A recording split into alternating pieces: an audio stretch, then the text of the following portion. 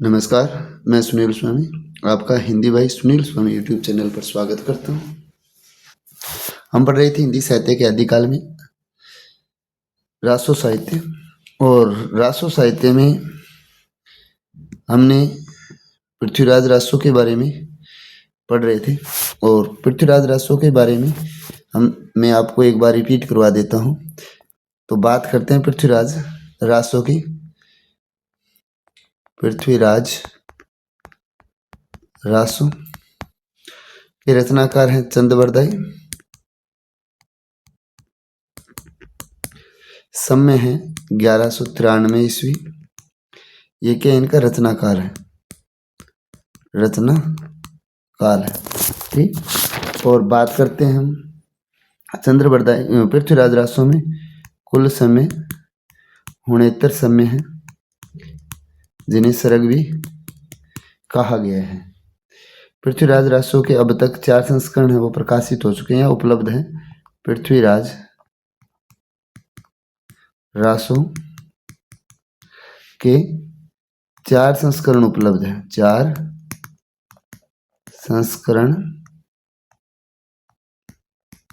उपलब्ध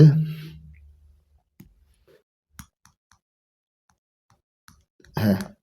ठीक, वो कौन कौन से हैं?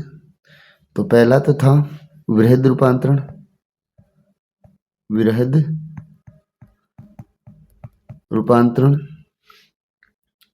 और दूसरा कौन सा था?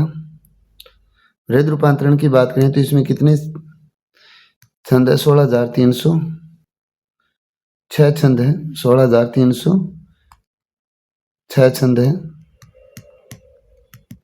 और सर्ग की बात करें तो कितने हैं? 69 छंद है।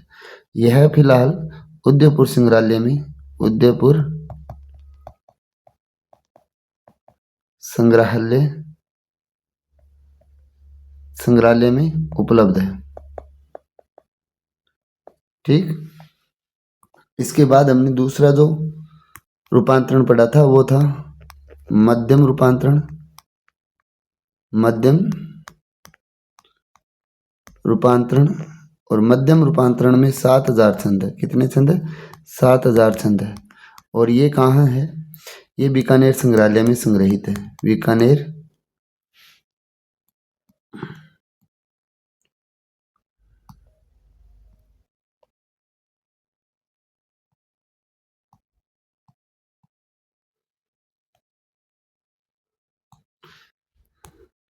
बीकानेर संग्रहालय में संग्रहित है।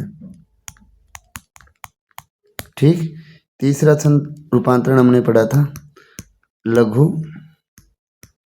रूपांतरण, और लघु रूपांतरण में 3500 छंद है, और इसमें समय है 19। ठीक, ये बीकानेर और अबोहर संग्रहालय में संग्रहित है। बीकानेर व अबोहर संग्रहालय में। ठीक, इसके बाद जो अंतिम था, जिसे दशरथ सम्राट ने क्या माना था? मानक माना था। वो कौन सा था? तो वो था लघुत्तम रूपांतरण। लघुत्तम रूपांतरण, और लघुत्तम रूपांतरण में छंद है 1300, समय बताया नहीं। और इसको मानक मानने वाले कौन थे? तो डॉक्टर दशरथ शर्मा थे। कौन थे? दशरथ शर्मा थे। ठीक, इन्होंने क्या माना था? मानक माना था। दशरथ शर्मा ने मानक माना है। इसे माना है लघुत्तम रूपांतरण को माना है। ठीक, इसके बाद हमने क्या पढ़ा था? इसके बाद पढ़ा था हमने नायक। क्या पढ़ा था? नायक। तो नायक कौन है इसका? तो पृथ्वीराज है। पृथ्वीराज। और पृथ्वीराज कौन था? तो पृथ्वीराज था अजमेर के चौहान वंश का शासक। चौहान वंशीय शासक बोल सकते हैं, चौहान वंश का शासक था। ठीक, अगर इसकी नायक की श्रेणी बोले तो कौन सी श्रेणी में थी? ये थे धीरोदात्त श्रेणी के नायक थे, श्रेणी के नायक थे। ठीक, अगर बात करें हम किसकी, नायिका की, तो नायिका कौन थी इसकी, इसकी नायिका थी संयोगिता। कौन थी, संयोगिता। और संयोगिता है वो कैसी, कौन सी श्रेणी की नायिका थी, तो ये मुग्धा श्रेणी की नायिका थी। कौन सी श्रेणी की थी, मुग्धा श्रेणी की नायिका। ठीक, अब बात करते हैं किसकी, इसका सबसे बड़ा सर्ग कौन सा है, तो सबसे बड़ा सर्ग है वो कौन सा है, तो सबसे बड़ा सर्ग है वो है कनवज, कनवज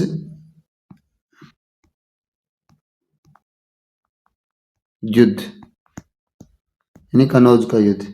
और सबसे छोटा सर्ग पूछ लिया आपसे, तो सबसे छोटा सर्ग कौन सा है इसका, सबसे छोटा सर्ग जिसे समय भी कहा गया है तो है पद्मावती समय, पद्मावती समय। ठीक, इसके बाद हमने क्या पढ़ा था, इसके बाद हमने पढ़ा था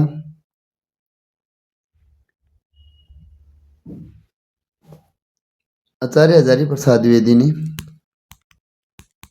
आचार्य हजारी प्रसाद द्विवेदी ने, द्विवेदी ने लिखा कि, लिखा कि युद्धों का, युद्धों के चित्रण में डिंगल तथा, डिंगल तथा श्रृंगारिक वर्णन व प्रकृति चित्रण में, प्रकृति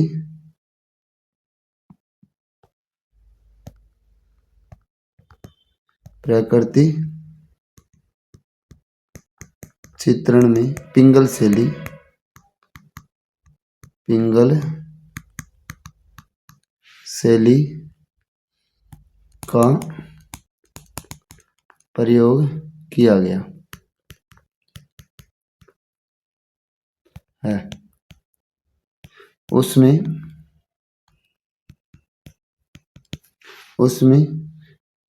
यानी इसमें प्रधानता किसकी है, इसमें प्रधानता पिंगल शैली की है। किसकी है, पिंगल शैली की है। अतः पृथ्वीराज रासो की भाषा, पृथ्वीराज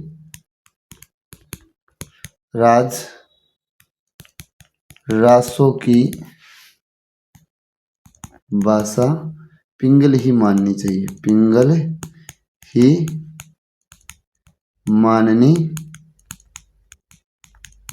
चाहिए। ठीक, यानी पृथ्वीराज रासो की भाषा के संदर्भ में हजारी प्रसाद द्विवेदी का जो कथन है वो क्या है, वो कथन ये है कि युद्धों के चित्रण में डिंगल तथा श्रृंगारिक वर्णन व प्रकृति चित्रण में पिंगल शैली का प्रयोग किया गया है।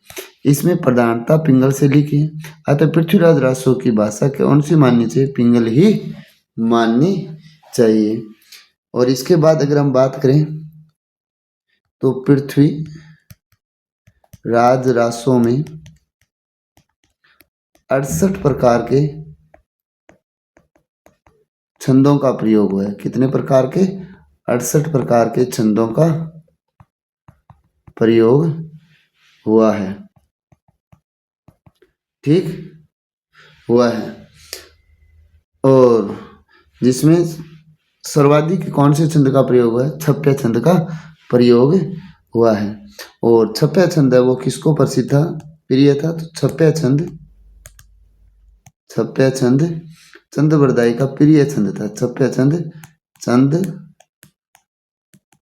बरदाई का प्रिय छंद था। तो इसलिए यानी छप्पा छंद किसको प्रिय था? चंद बरदाई को। इसलिए डॉक्टर नामवर सिंह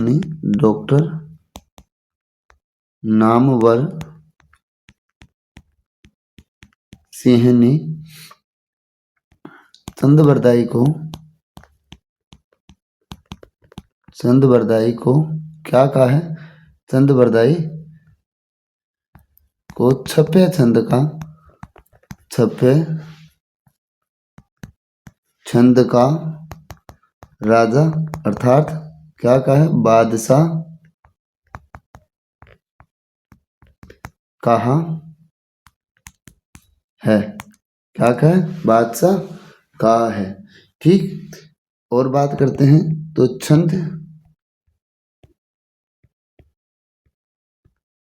विविधता के कारण, छंद विविधता यानी छंद अनेक छंदों के कारण शुक्ल ने, आचार्य शुक्ल है ना, आचार्य रामचंद्र शुक्ल की बात करें तो आचार्य शुक्ल ने पृथ्वीराज रासो को छंदों का अजायब घर कहा है। क्या कहा है? छंदों का अजायब घर कहा है। अजायब घर कहा है। ठीक, इसके बाद अगर हम बात करें तो छंदों का अजायब घर किसे कहा? शुक्ल ने तो पृथ्वीराज रासो को। इसके अलावा एक कथन और आता है, छंदों का अजायब घर किसे भी कहा जाता है तो केशवदास की रामचंद्रिका को कहा था। वो किसने कहा था? तो उसकी बात करते हैं। इसके साथ ही कर देते हैं हम थोड़ी सी बात। छंदों का अजायब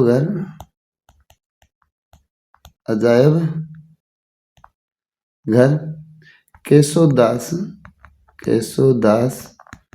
की रामचंद्रिका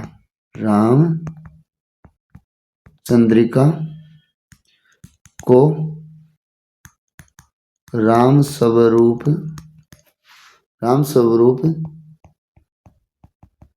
चतुर्वेदी ने कहा है।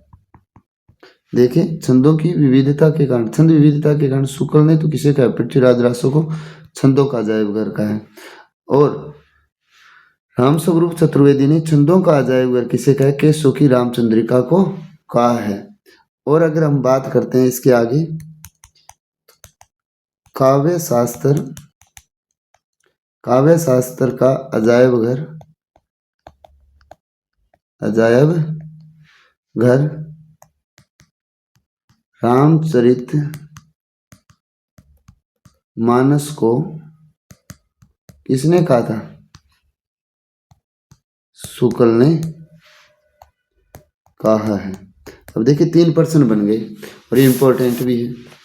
इंपॉर्टेंट इसलिए कि इन तीनों के उत्तर ही अलग अलग हो रहे हैं। तो पहला उत्तर क्या है? देखिए, पहला प्रश्न था अपना कि छंद विविधता के कारण शुक्ल ने पृथ्वीराज रासो को छंदों का अजायब घर कहा। ठीक, और दूसरी बात करते हैं हम, छंदों का अजायब घर रामस्वरूप चतुर्वेदी ने किसे कहा है? तो केशवदास की रामचंद्रिका को कहा है। फिर बात करते हैं काव्य शास्त्र का अजायब घर किसे कहा गया है? तो रामचरित मानस को। और किसने कहा है? शुक्ल ने कहा है। ठीक, अब इसके बाद आगे हम पढ़ते हैं पृथ्वीराज रासो के बारे में। तो पृथ्वीराज रासो की बात कर रहे थे हम। पृथ्वीराज रासो की जो बात कर रहे हैं वो क्या है? पृथ्वीराज रासो के काव्य सौंदर्य पर रीझ कर यानी खुश होकर कर्नल टोड कौन थे? जेम्स टोड, जिसे घोड़े वाला बाबा भी कहा जाता है, ने इसके पदों का अंग्रेजी में अनुवाद किया तथा द रॉयल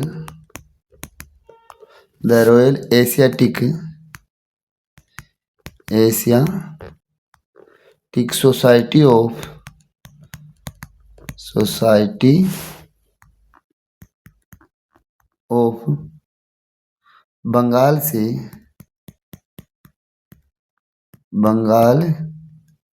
से इसका प्रकाशन आरंभ करवाया। ठीक, ये किसने किया था? कर्नल जेम्स टोड ने, जिसे घोड़ेवाला बाबा भी कहा जाता है। ठीक, इसके बाद क्या हुआ? इसी बीच क्या होता है? इसी बीच डॉक्टर वुलर को कश्मीर के जयानक कवि द्वारा रचित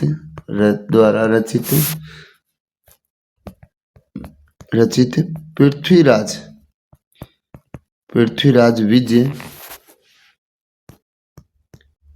विजय नामक रचना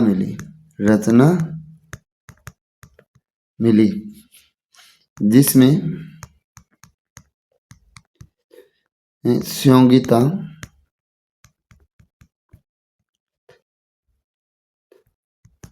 हरण का चित्रण नहीं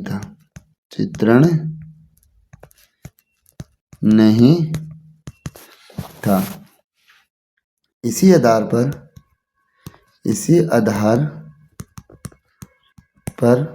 1875 ईस्वी में डॉक्टर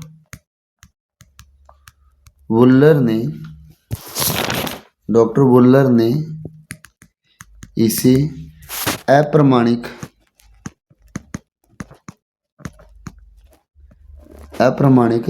घोषित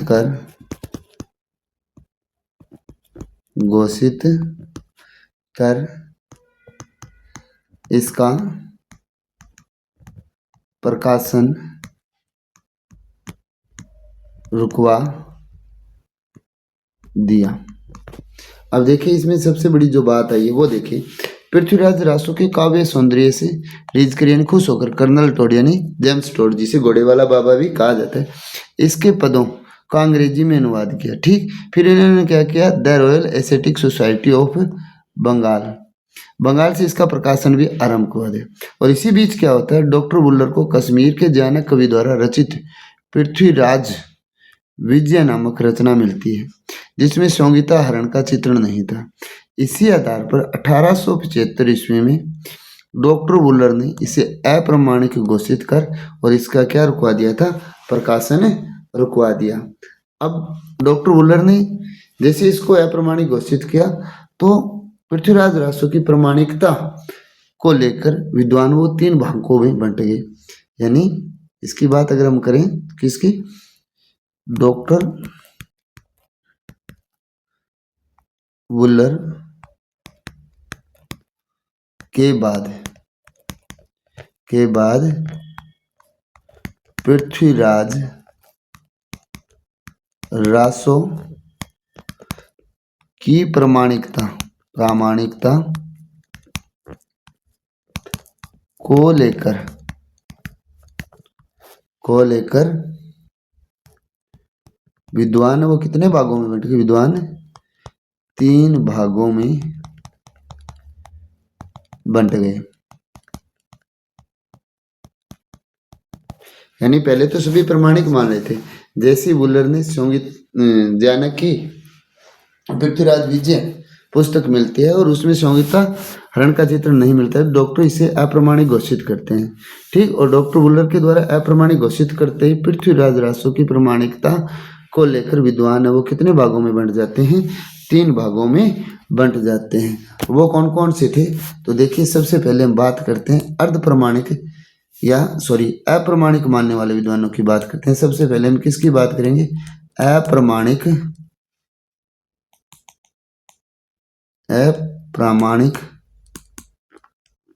मानने वाले विद्वानों की बात करते हैं। मानने वाले विद्वान, वो कौन कौन से थे? तो इसकी एक ट्रिक होती है। ट्रिक क्या है? ट्रिक है GMD। GMD अब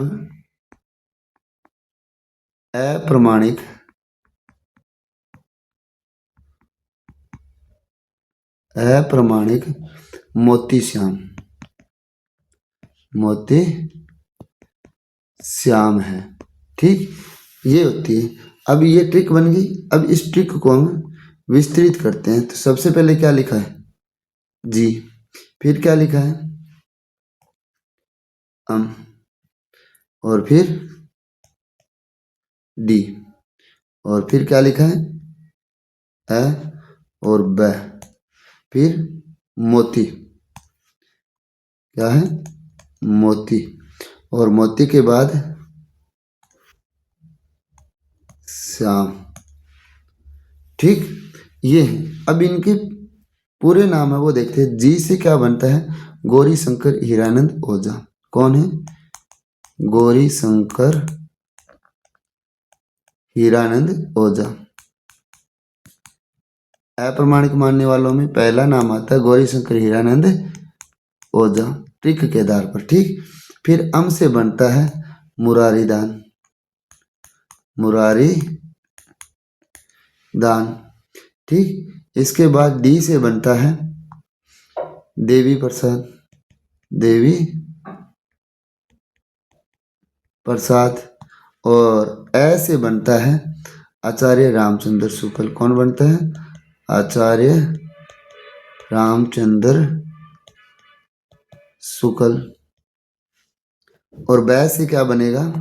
बै से बनेगा बुल्लर, यानी डॉक्टर बुल्लर, क्योंकि सबसे पहले प्रमाणिक तो इन्होंने ही घोषित किया था। और फिर मोती की बात करते हैं, तो मोती से मतलब हो गया मोतीलाल मेनारिया।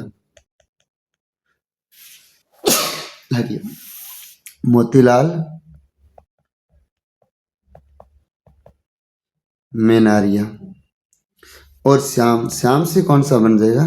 तो श्याम से बन जाएगा श्यामल दास। कौन होंगे? श्यामल दास। ये एक तो ट्रिक ये थी। एक ट्रिक और बता देता हूं मैं आपको इसके साथ ही। देवी गौरी ने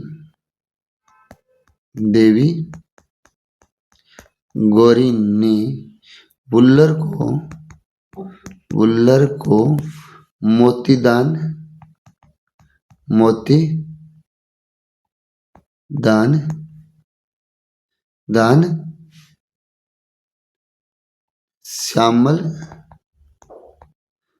दान श्यामल राम को किया। अब इसमें से देखिए, देवी तो कौन होगा? देवी प्रसाद। गौरी शंकर हीरानंद ओझा, बुल्लर डॉक्टर बुल्लर, मोतीलाल मेनारिया, और मोतीदान से मोती, और दान से क्या हो जाएगा? मुरारी दान। श्यामल दास और रामचंद्र शुक्ल। ये एक दूसरी ट्रिक थी। ये भी क्या है? ट्रिक है। और ये भी क्या पढ़ी थी हमने? ट्रिक ही पढ़ी थी। ठीक, अप्रमाणिक मानने वाले विद्वान याद किसी भी तरह रहे, हमें याद रखना है। गौरी शंकर हीरानंद ओझा, मुरारीदान, देवी प्रसाद, आचार्य रामचंद्र शुक्ल, डॉक्टर बुल्लर, मोतीलाल मेनारिया और श्यामल दास है, जो पृथ्वीराज राजस्व को क्या मानते हैं? अप्रमाणिक मानते हैं। इसके साथ ही आचार्य रामचंद्र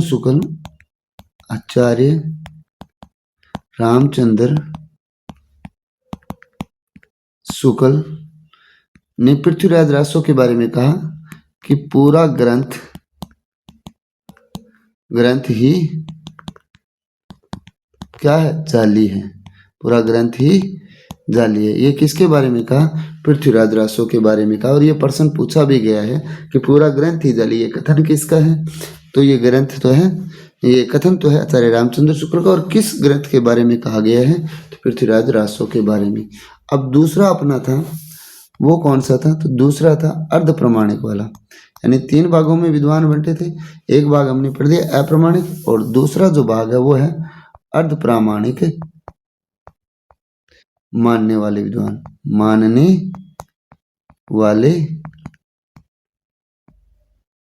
विद्वान। ठीक, अब वो कौन कौन से थे? तो इसकी जो ट्रिक है वो क्या होगी, वो ट्रिक होगी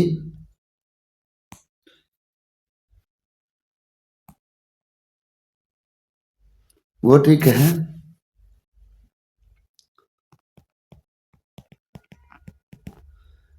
अगर मुनि अधूरी हद सुनाए, अधूरी हद सुनाए। ठीक, अब देखिए इसके आधार पर पहला नाम क्या आता है, अगर आता है। दूसरा नाम क्या आता है, तो मुनि आता है। तीसरा नाम क्या आता है, हज आता है। और चौथा नाम क्या आता है, सुना। ठीक, अगर का तो अर्थ क्या हो जाएगा, अगर का तो अर्थ हो जाएगा अगर चंद ना हटा, अगर चंद ना हटा।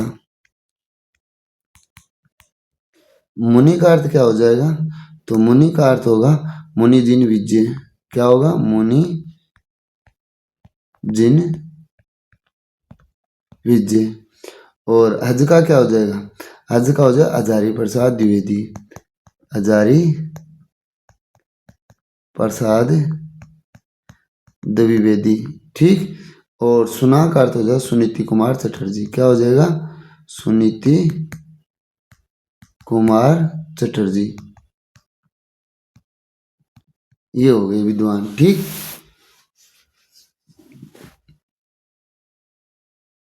अर्ध प्रमाणिक मानने वाले विद्वान कौन कौन है, अगरचंद नाहटा है, मुनिदीन विजय है, हजारी प्रसाद द्विवेदी और सुनीति कुमार चटर्जी हैं।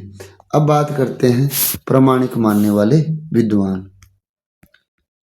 तीसरा जो पार्ट बनता था वो किस में बनता था, तो प्रमाणिक मानने वाले विद्वान। तो प्रमाणिक मानने वाले विद्वान कौन थे, तो इसकी ट्रिक नहीं, आपको दो याद है तो तीसरे की जरूरत नहीं। जो बच्चे हैं वो सारे किस में आ जाएंगे, वो सारे किस में आ जाएंगे, प्रमाणिक मानने वाले विद्वानों में आ जाएंगे। जिसमें कौन है, मिश्र बंधु है, जिसमें कर्नल जेम्स टोड है। तो कर्नल जेम्स टोड तो इससे खुशी हुए थे, ये तो प्रकाशित भी करवाना चाहते थे, लेकिन 1875 में जैनक की क्या मिल जाती है, पृथ्वीराज विजय मिल जाते हैं। इसके आधार पर इसका जो प्रकाशन है वो हुल्लर रुकवा देते हैं। फिर अयोध्या सिंह उपाध्याय हरियोध है, अयोध्या सिंह उपाध्याय हरियोध और श्याम सुंदर दास। अगर श्यामल दास आता है तो अप्रमाणिक मानते हैं, और श्याम सुंदर दास आता है तो वो क्या मानते हैं, इनको प्रमाणिक मानते हैं। ठीक, इसके बाद आता है गुलाब राय। कौन आता है, गुलाब राय आता है। और कौन आते हैं, दशरथ शर्मा आते हैं। कौन आते हैं, दशरथ शर्मा। और दशरथ शर्मा ने कौन से रूपांतरण को प्रमाणिक माना है, तो लघुत्तम रूपांतरण है, जिसको क्या माना है, प्रमाणिक माना है। ये तो आ गई प्रमाणिक व अर्ध प्रमाणिक व अप्रमाणिक मानने वाले विद्वानों की बात। अब हम इनके बारे में कुछ विशेष बातें करते हैं जो विशेष तथ्य में आती है। विशेष तथ्य, अब विशेष तथ्य क्या है वो हम देखते हैं। तो विशेष तथ्य की बात करते हैं तो सबसे पहले हम आचार्य प्रसाद द्विवेदी की करेंगे। आचार्य प्रसाद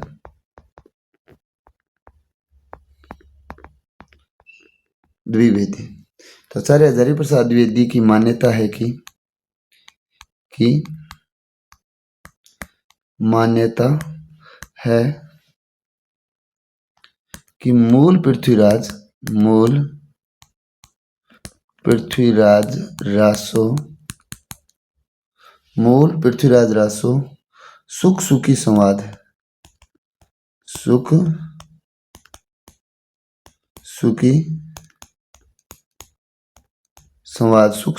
किसे कहा गया है, तोती की जो बात है उसको स्वाद में लिखा गया था। उन्होंने किसने, आचार्य हजारी प्रसाद द्विवेदी ने कहा है कि जिन अंशों में सुखी संवाद मिलता है,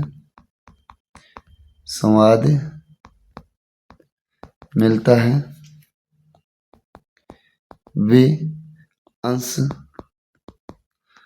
प्रामाणिक है,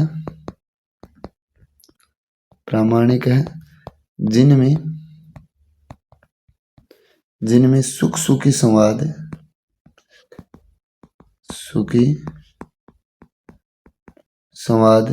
नहीं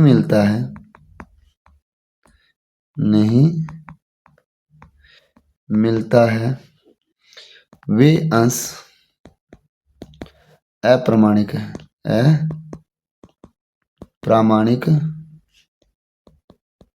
है। ठीक, तो हम इसके बारे में एक बार और आपको बता दूं। आचार्य हजारी प्रसाद द्विवेदी की मान्यता क्या है कि जो मूल पृथ्वीराज राजस्व है वो किस में है, सुखी संवाद में लिखा गया। उन्होंने ये कहा कि जिन अंशों में सुखी संवाद मिलता है वे अंश तो क्या है, प्रमाणिक है, और जिनमें सुखी संवाद नहीं मिलता वही अंश क्या है, अप्रामाणिक है। इसी आधार पर इन्होंने इसे क्या माना था, अर्ध प्रमाणिक माना था। अब आगे बात करते हैं इतिहास की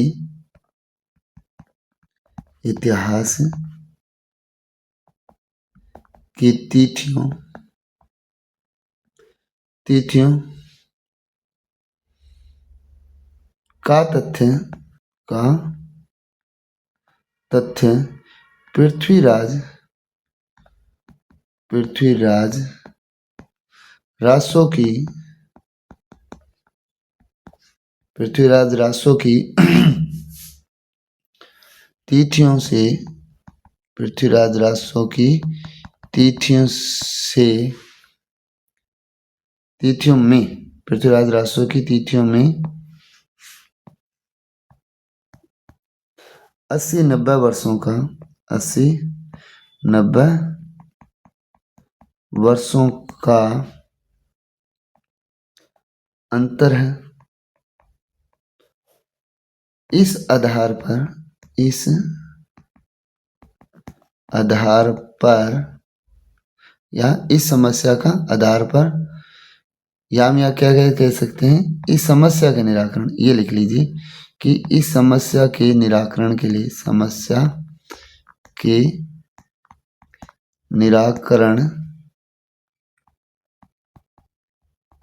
के लिए मोहनलाल विष्णुलाल पांड्या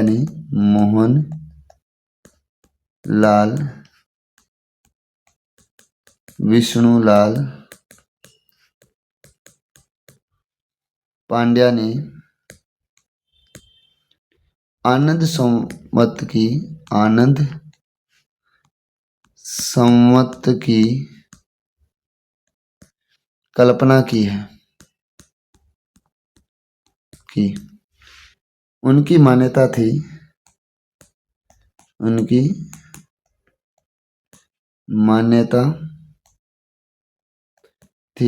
कि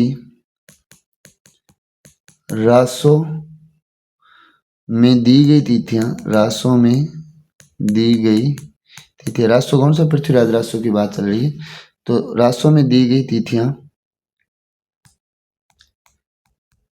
तिथियां विक्रमी संवत में न होकर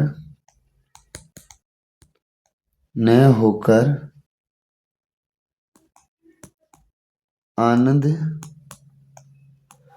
संवत में है। अगर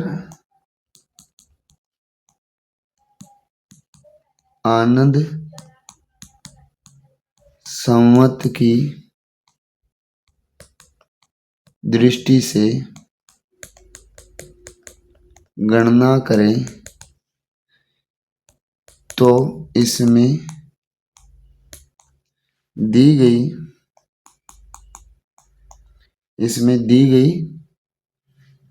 तिथियां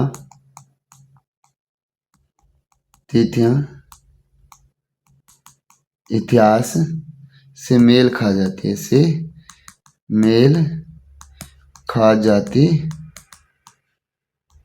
है। तो देखिए, जो इतिहास की तिथियों का जो तथ्य है, सबसे बड़ी बात आती है इतिहास की तिथियों की। जो पृथ्वीराज रासो की तिथियों से 80-90 वर्षों का अंतर है, इसी कारण इसे क्या माना गया? अप्रमाणिक। लेकिन इसी समस्या का निराकरण करने के लिए मोहनलाल विष्णुलाल पांड्या ने आनंद संवत की कल्पना की और उनकी मान्यता है कि रासों में यानी पृथ्वीराज रासों में दी गई तिथियां विक्रमी संवत में न होकर किसमें? आनंद संवत में। अगर आनंद संवत की दृष्टि से गणना करें तो इसमें दी गई तिथियां किसमें? पृथ्वीराज रासों में दी गई तिथियां हैं वो इतिहास से क्या खा जाती है? मेल खा जाती है। ठीक, इसके बाद अगर हम बात करते हैं किसकी? नरोत्तम स्वामी ने पृथ्वीराज रासो को क्या कहा है? तो नरोत्तम स्वामी ने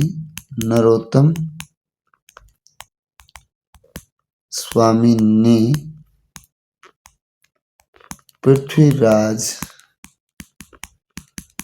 रासो को मुक्तक काव्य माना है। क्या माना है? मुक्तक काव्य माना है। फिर बात करते हैं डॉक्टर नगेंद्र की। तो डॉक्टर नगेंद्र ने क्या कहा है? डॉक्टर नगेंद्र ने पृथ्वीराज रासो को विशाल घटना कोश कहा है। घटना कोश कहा है। ठीक, इसके बाद बात करते हैं हम किसकी? गुलाब राय की।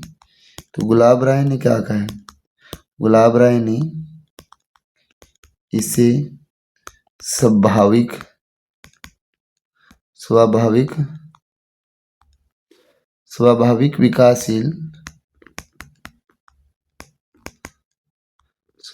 विकासशील महाकाव्य कहा है। क्या कहा है? स्वाभाविक विकासशील महाकाव्य माना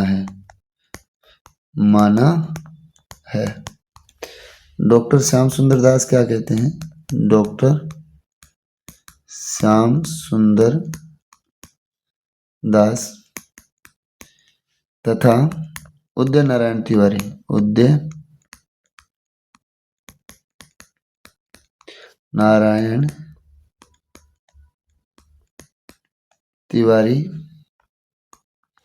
ने इसे क्या कहा है? विशाल वीर काव्य माना है। विशाल वीर काव्य माना है। ठीक, डॉक्टर दशरथ शर्मा ने क्या कहा? तो डॉक्टर दशरथ शर्मा ने इसे वृहत महाभारत कहा है। क्या कहा है? वृहत महाभारत कहा है। ये था पृथ्वीराज रासो। एक बार हम रिपीट कर लेते हैं क्या हमने पढ़ा था अब तक। तो हमने आज पृथ्वीराज रासो के बारे में पहले ही कल हमने बात कर ली थी, बड़ी बड़ी बातें। आज तो मैं आपको उनके केवल थॉट बता रहा हूँ जो एकदम सही है। तो पृथ्वीराज रासो के रचनाकार चंद्रबरदाई है। समय 1193 ईस्वी। कुल समय 69 या सर्ग है। पृथ्वीराज रासो 4 संस्करण उपलब्ध है। पहला विरज रूपांतरण 16,306 छंद है। सर्ग 69 है। उदयपुर संग्रहालय में उपलब्ध है। फिर मध्यम रूपांतरण 7,000 छंद है, बीकानेर संग्रहालय में संग्रहित है। फिर लघु रूपांतरण जिसमें 3500 छंद 19 समय यानी सर्ग है, बीकानेर व अबोहर संग्रहालय में संग्रहित है। और अंतिम है जो लघुत्तम रूपांतरण है जिसमें 1300 छंद है। कितने छंद है? 1300 छंद, जिसे डॉक्टर दशरथ शर्मा ने क्या माना है? मानक माना है। दशरथ शर्मा ने मानक माना है। इसके नायक पृथ्वीराज हैं। पृथ्वीराज तृतीय हैं। कौन है? पृथ्वीराज तृतीय हैं। पृथ्वीराज तृतीय अजमेर के चौहान वंशीय शासक है। और इनकी श्रेणी कौन सी है? धीरोदास श्रेणी के नायक हैं। नायिका संयोगिता जो मुग्धा श्रेणी के नायक हैं। इसमें सबसे बड़ा सर्ग कनवज युद्ध है। सबसे छोटा सर्ग पद्मावती समय है। आचार्य प्रसाद द्विवेदी ने लिखा कि युद्धों के चित्रण में डिंगल तथा श्रृंगारिक वर्णन वह प्रकृति चित्रण में पिंगल शैली का प्रयोग किया गया है। इसमें प्रधानता पिंगल शैली की है, अतः पृथ्वीराज रासो की भाषा पिंगल शैली ही माननी चाहिए। पृथ्वीराज रासो में 68 प्रकार के छंदों का प्रयोग किया गया है। छपया छंद चंद्रबरदाई का प्रिय छंद था, इसलिए डॉक्टर नामवर सिंह ने चंद्रबरदाई को छपया छंद का राजा या बादशाह कहा है। छंद विविधता के कारण शुक्ल ने पृथ्वीराज रासो को छंदों का अजायब घर कहा। इसी तरह एक बात और बीच में कर रहे हैं हम, वो क्या, छंदों का अजायब घर और किसे कहा गया है, तो छंदों का अजायब घर कृष्णदास की रामचंद्रिका को, और इसको कहने वाले रामस्वरूप चतुर्वेदी थे। काव्य शास्त्र का अजायब घर रामचरितमानस को शुक्ल ने कहा है। ठीक, पृथ्वीराज रासो के काव्य सौंदर्य पर रीझ कर यानी खुश होकर कर्नल जेम्स टोड ने इसके पदों का अंग्रेजी में अनुवाद किया तथा the Royal Asiatic Society of Bengal से इसका प्रकाशन भी आरंभ हुआ है। इसी बीच डॉक्टर वुलर को कश्मीर के जैनिक कवि द्वारा रचित पृथ्वीराज विजय नामक रचना मिलती है, जिसमें संगीता हरण का चित्रण नहीं है। इसी आधार पर 1875 ईस्वी में डॉक्टर वुलर ने इसे अप्रमाणिक घोषित कर दिया और इसका प्रकाशन है वो रुकवा दिया। और डॉक्टर वुलर के बाद पृथ्वीराज रासो की प्रमाणिकता को लेकर विद्वान 3 भागों में बंट गए। पहला जो भाग था वो कौन सा था, अप्रमाणिक मानने वाले विद्वान थे, जिसकी ट्रिक हमने पढ़ी GMD अप्रमाणिक मोती श्याम या देवी गौरी ने वुलर को मोतीदान श्यामल राम को किया। ठीक, वुलर का मोतीदान श्यामल राम को किया। ठीक, तो जी से क्या बन जाए, गौरी शंकर हीरानंद ओझा, अम से मुरारीदान देवी प्रसाद, आचार्य रामचंद्र शुक्ल, डॉक्टर वुलर, मोतीलाल मेनारी और श्यामल दास हैं। ठीक, इसके बाद हम बात करते हैं अर्ध प्रमाणिक मानने वाले विद्वान। अर्ध प्रमाणिक मानने वाले विद्वान से पहले अप्रमाणिक जो विद्वान मानने वाले थे उनमें रामचंद्र शुक्ल थे, उन्होंने इस ग्रंथ को पूरा ही जाली बता दिया। अर्ध प्रमाणिक मानने वाले विद्वान हैं अगत मुनि, अधूरी हद सुनाई यानी अग्रचंद नाटा मुनि, जिन विजय, आचार्य प्रसाद द्विवेदी और सुनीति कुमार चटर्जी हैं। प्रामाणिक मानने वाले विद्वान हैं Mishra Bandhu, colonel James Tod, Ayodhya Singh Upadhyay Hariaudh, Shyam Sundar Das, गुलाब राय, दशरथ शर्मा, मोहनलाल विष्णुलाल पांड्या भी इसी में शामिल होते हैं। मोहनलाल विष्णु लाल पांड्या, ठीक, ये भी किसमें आते हैं, प्रमाणिक मानने वाले विद्वानों में आते हैं। तो इसका विशेष तथ्य देखें, आचार्य आचार्य प्रसाद द्विवेदी के मानने थे मूल पृथ्वीराज रासो सुख सुखी संवाद में लिखा गया। उन्होंने कहा कि जिन अंशों में सुख सुखी संवाद मिलता है, सुख सुखी संवाद मिलता है वे अंश प्रमाणिक है, और जिनमें सुख सुखी संवाद नहीं मिलता वे अंश अप्रमाणिक है, इसलिए इन्होंने अर्ध प्रमाणिक कहा। फिर बात करते हैं हम इसकी इतिहास की तिथियों के तथ्य की। तो पृथ्वीराज रासो की तिथियों से इतिहास की तिथियां वो मेल नहीं खाती। उनमें कितना अंतर रहता है, तो 80-90 वर्षों का अंतर रहता है। इस समस्या के निराकरण के लिए मोहनलाल विष्णुलाल पांड्या ने आनंद संवत की कल्पना की, और उनकी मान्यता था कि रासो में दी गई जो तिथियां वो विक्रमी संवत में न होकर किस में है, आनंद संवत में है। अगर आनंद संवत की दृष्टि से गणना करें, देखा जाए तो इसमें दी गई जो तिथियां हैं वो क्या है, इतिहास से मेल खा जाती है, इसलिए उन्होंने उन्हें प्रमाणिक कहा। फिर हमने पढ़ा नरोत्तम स्वामी ने पृथ्वीराज रासो को मुक्त काव्य माना है। डॉक्टर नगेंद्र ने पृथ्वीराज रासो को विशाल घटना कोश कहा है। गुलाब राय ने इसे स्वाभाविक विकासशील महाकाव्य माना है। डॉक्टर श्याम सुंदर दास और उदय नारायण तिवारी ने इसे विशाल वीर काव्य माना है। डॉक्टर दशरथ शर्मा ने बृहत महाभारत कहा है। ये था हमारा पृथ्वीराज रासो। अब हम पढ़ेंगे अमीर रासो। कौन सा पढ़ेंगे, अमीर रासो। तो अमीर रासो के रचनाकार कौन है, तो अमीर रासो के रचनाकार हैं सारंगधर। कौन है, सारंगधर। इसको ऐसे भी लिखा जाता है कई जगह सारंगधर, और कई जगह ऐसे भी मिलता है। ठीक, अब बात करते हैं इसका समय।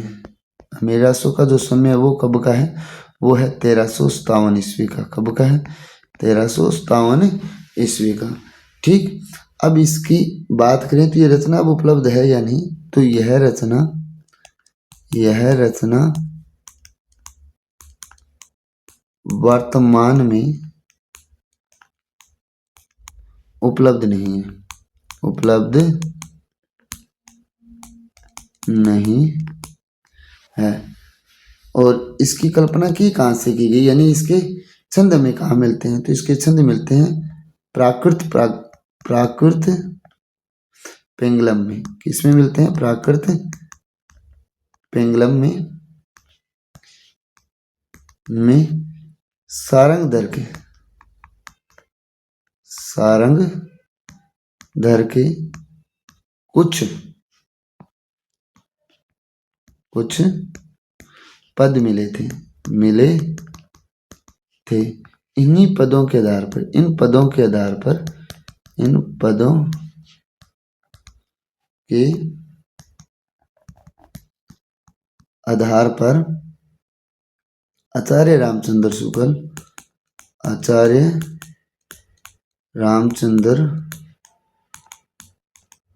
शुक्ल ने इसके अस्तित्व की कल्पना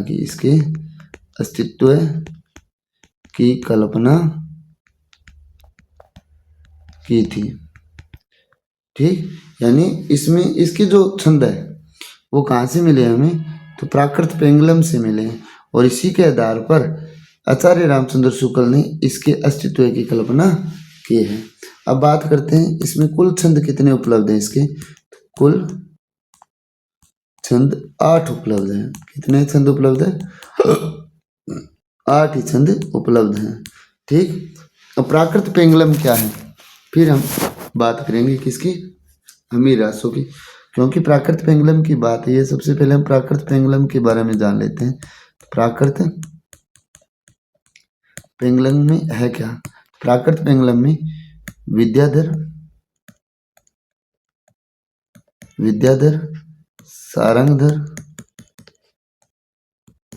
सारंगधर,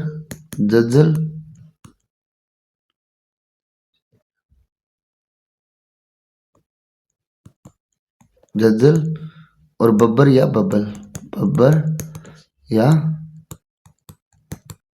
बब्बल के पदों का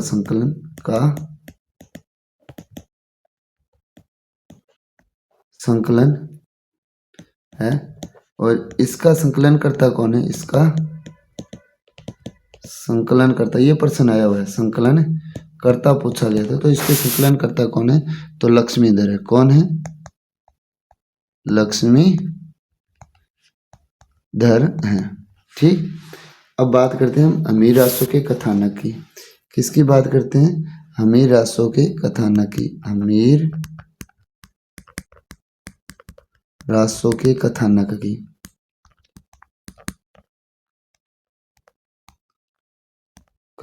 की। ठीक, तो इसमें क्या होता है? अमीर रासों के कथानक में इस रचना में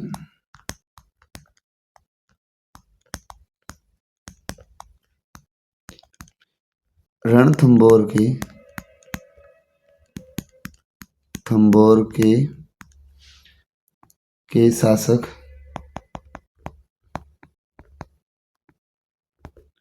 हमीरदेव चौहान तथा दिल्ली के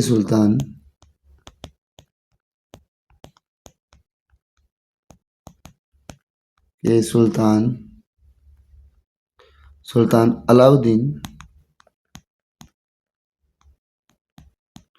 अलाउद्दीन खिलजी के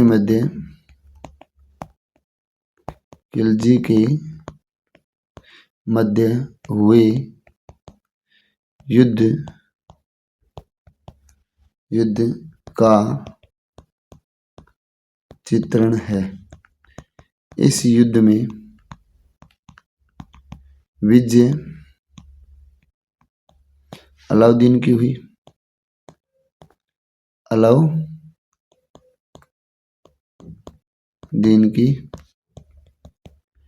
हुई। यह युद्ध 1301 ईस्वी के लगभग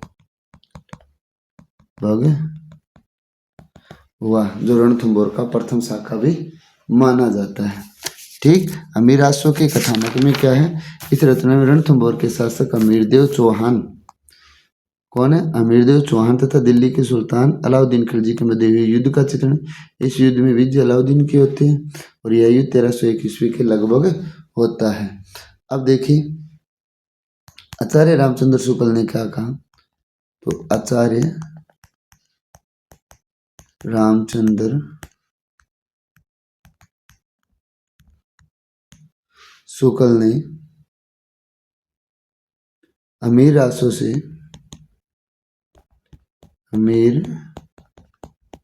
रासों से अपभ्रंश साहित्य की या अपभ्रंश रचनाओं की समाप्ति मानी जानी चाहिए। अपभ्रंश रचनाओं की समाप्ति मानी है, समाप्ति मानी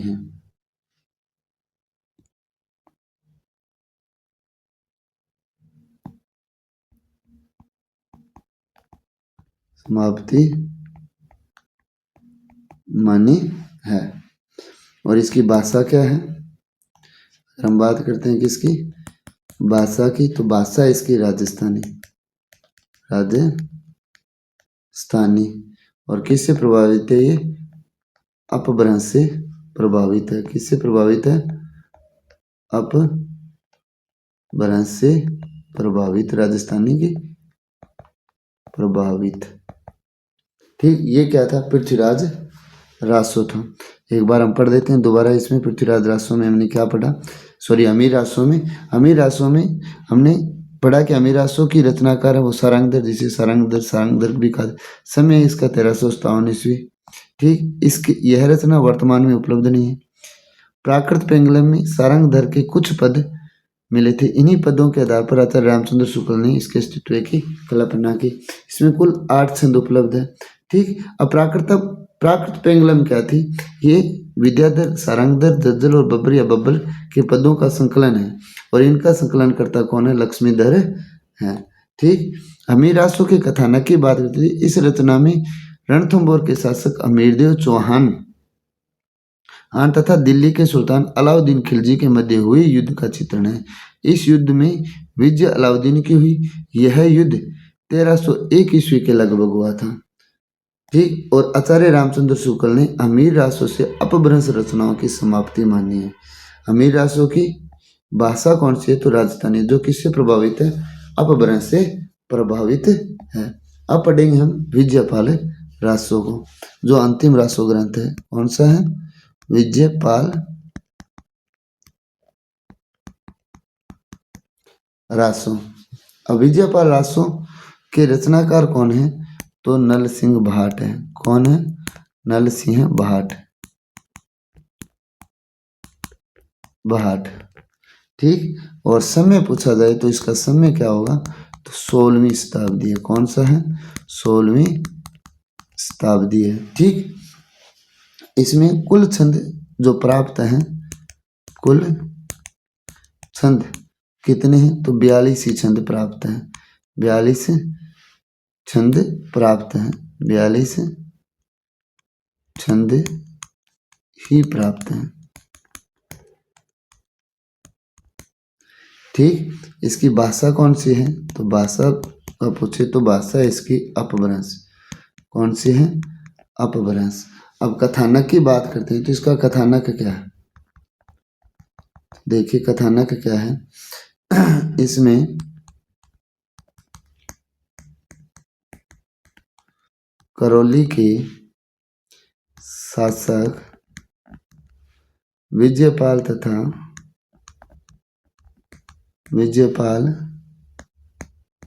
तथा पंग देश के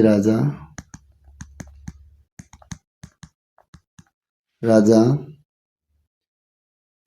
के मध्य हुए युद्ध का चित्रण है। युद्ध का चित्रण है। ठीक, और आचार्य हजारी प्रसाद द्विवेदी क्या कहते हैं, आचार्य हजारी